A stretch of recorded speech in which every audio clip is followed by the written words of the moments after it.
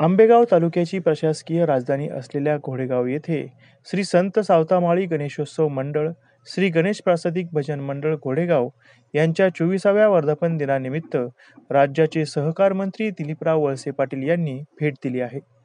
सकाळी अभिषेक, दुपारी मांडव डहाळे, प्रतिमा मिरवणूक, होम हवन संपन्न झाले.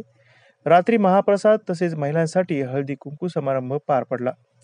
यावेळी आंबेगाव तालुका खरेदी विक्री संघाचे अध्यक्ष तसेच माऊली अप्पा घोडेकर व मंडळाचे सर्व सभासद यांच्यातर्फे मंत्री वळसे पाटील साहेब यांचा सत्कार करण्यात आला.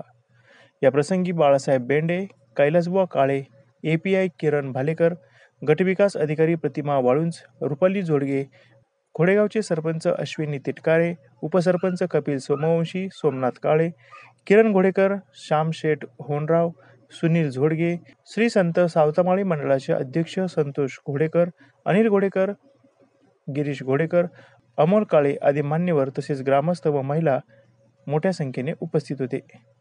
या बातमीची दृश्य पाठवली आहेत आंबेगाव ब्युरो चीफ मोहसिन काठीवाडी यांनी. पाहुयात.